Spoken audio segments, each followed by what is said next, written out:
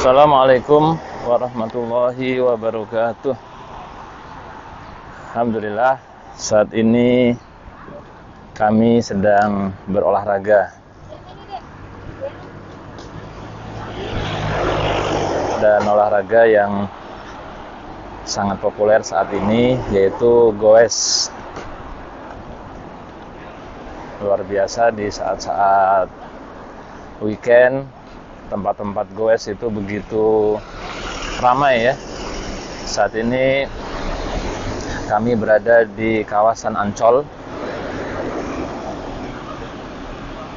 Memang sangat luar biasa bisa goes di Ancol, kemudian dengan lingkungan yang masih cukup bebas polusi, diiringi dengan angin laut. Dan olahraga ini menjadi sebuah kebutuhan kita, saudara sekalian, karena dengan olahraga tubuh menjadi fit. Sebenarnya apa sih dan kenapa kita harus rajin berolahraga? Karena begini, ada komponen tubuh yang harus kita jaga. Kesehatan kita bergantung kepada ada satu senyawa di dunia ini, di bumi ini, dalam kehidupan kita yang sangat diperlukan, yaitu oksigen. Karena tanpa oksigen kita semua tidak bisa hidup. Sebagai contoh, ketika dalam masa COVID ini, ya, ada sebuah indikator buat penderita COVID, yaitu saturasi oksigen.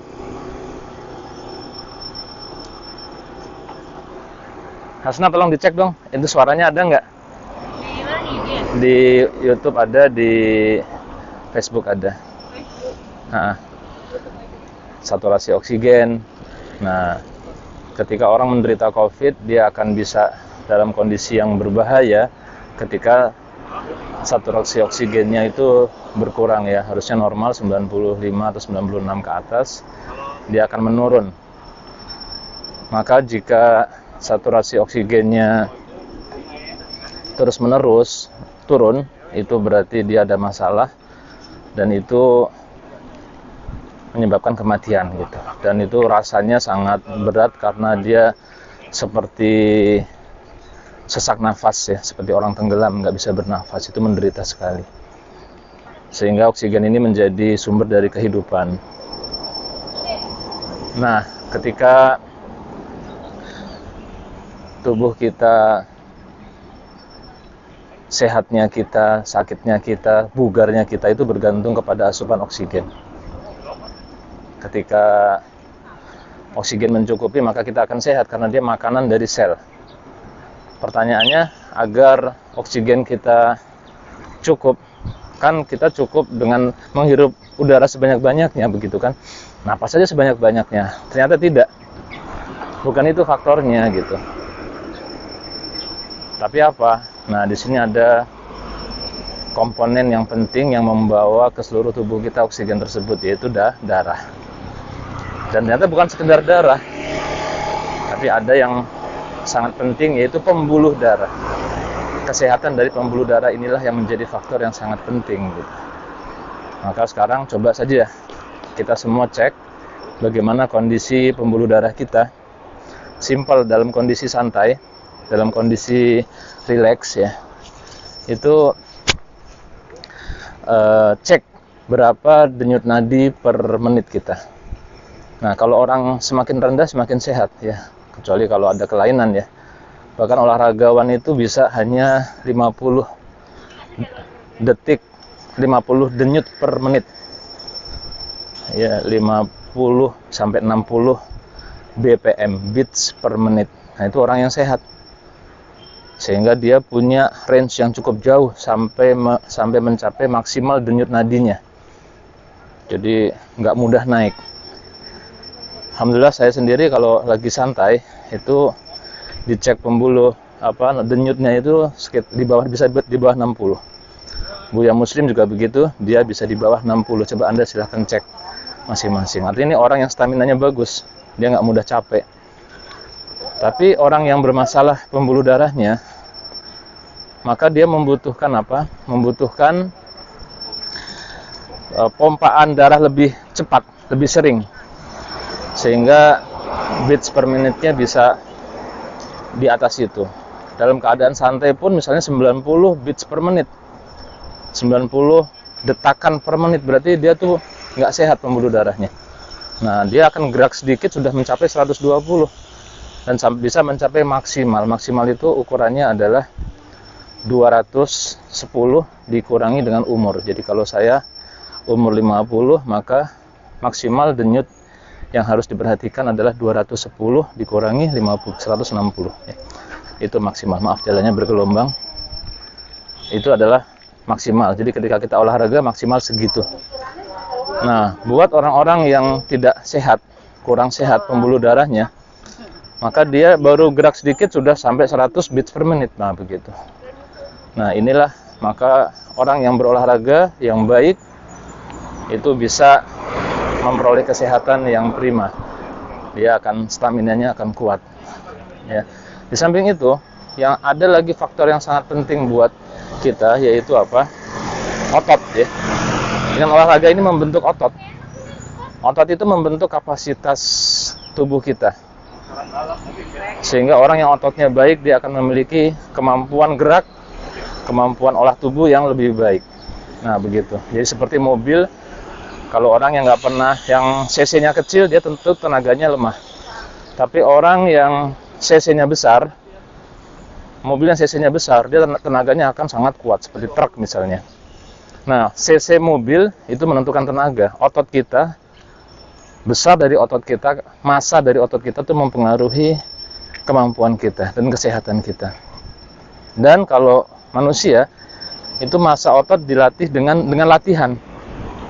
Habib misalnya yang alhamdulillah baru menang tadi malam, ya itu massa ototnya bisa jadi 90%, ya lemaknya sedikit saja karena dia terlatih. Dan ingat, otot ini tempatnya pembakaran tubuh, pembakaran oksigen tadi disertai dengan nutrisi tubuh.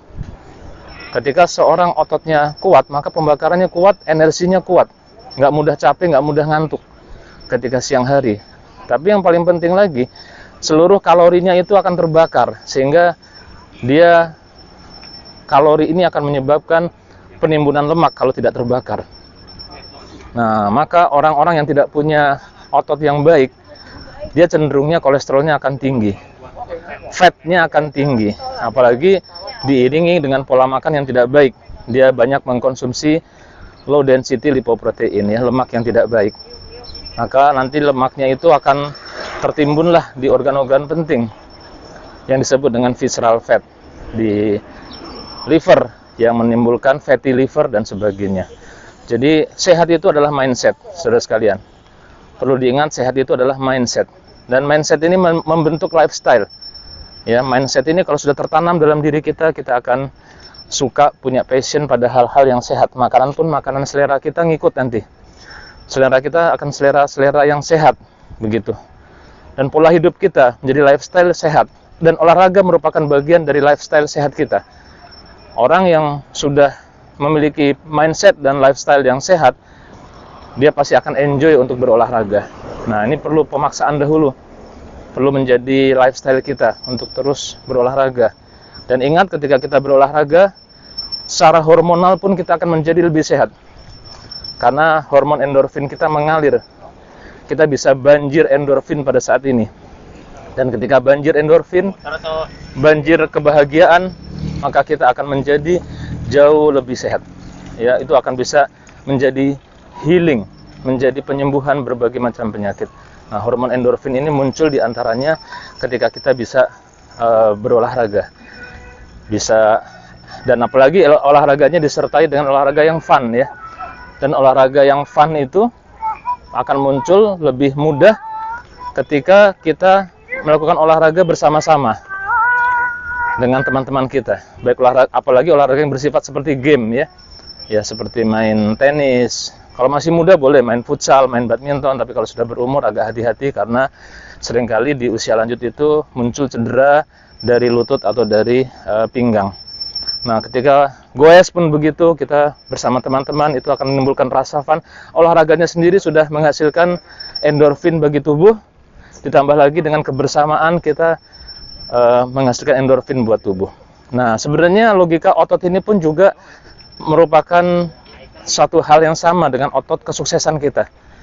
Ya, kalau tadi otot kita dibangun dengan olahraga, maka knowledge dan skill kita, otot knowledge dan otot skill kita ini akan terasah dengan latihan-latihan kita. Latihan-latihan dalam bisnis kita, knowledge kita, skill kita akan terasah dengan kita seringkali melakukan aktivitas-aktivitas bisnis. Ya, kita keluar dari comfort zone kita, sama juga tadi kalau kita banyak istirahat, banyak tidur, maka otot kita tidak terbangun. Tapi ketika kita keluar berolahraga, ya, sampai akhirnya kita bisa merasakan kenikmatannya berolahraga, passion dalam berolahraga, maka tanpa sadar kita membangun otot-otot kita yang baik, yang menunjang kesehatan kita. Demikian juga dalam bisnis. Ketika kita keluar dari comfort zone kita, kemalasan kita keluar action, kita PCA, kita melakukan aktivitas-aktivitas bisnis yang awalnya mungkin terasa berat karena bukan comfort zone kita, akan tetapi kemudian kita akan di situ kasar, nanti goyang. Nah, pada akhirnya kita akan merasakan passion kita dalam bisnis. Kita senang melakukannya. Nah, itu sudah tanda-tanda kesuksesan. Dan kesuksesan itu akan muncul ketika passion kita itu merupakan penggabungan antara kita mencintai sesuatu dan kita memiliki kemampuan dalam hal tersebut. Nah, maka cari passion tersebut, kita akan sanggup untuk meraih kesuksesan. Nah, ketika otot-otot kesuksesan ini yang terbangun dari dua faktor dan nanti di-leverage oleh satu faktor, dia akan menjadi hal yang sangat luar biasa. Apa dua faktor yang membangun otot kesuksesan tadi? Dia adalah knowledge dan skill. Knowledge, pengetahuan. Skill itu adalah keterampilan kita. Dan kita harus kuat dalam hal tersebut. Leverage-nya apa? Leverage-nya yang akan membangun adalah network. Karena network kita ini akan mengakselerasi kesuksesan kita. Jadi saudara sekalian, kalau diambil tiga komponen tadi, knowledge, skill, dan network, itu yang harus kita bangun. Maka kesuksesan akan muncul dengan sendirinya. Ya, seiring dengan juga dalam tubuh kita bertekad, kita lawan semua kemalasan, dan kita bergerak, kita beraktivitas, kita melakukan training membangun otot kita, maka dengan sendirinya kita akan takjub sendiri nanti ketika tubuh kita semakin membaik, ya, melakukan rejuvenate, semakin segar, siang-siang nggak lagi merasakan ngantuk, dan kita semakin bergairah, dan kita semakin selain percaya diri juga merasa sangat bersyukur dengan memiliki tubuh yang sangat baik sekali. Nah, selamat berolahraga, salam sehat. Ingat bahwa sehat itu adalah mindset, sehat itu adalah lifestyle, dan sehat itu adalah HNI. Assalamualaikum warahmatullahi wabarakatuh.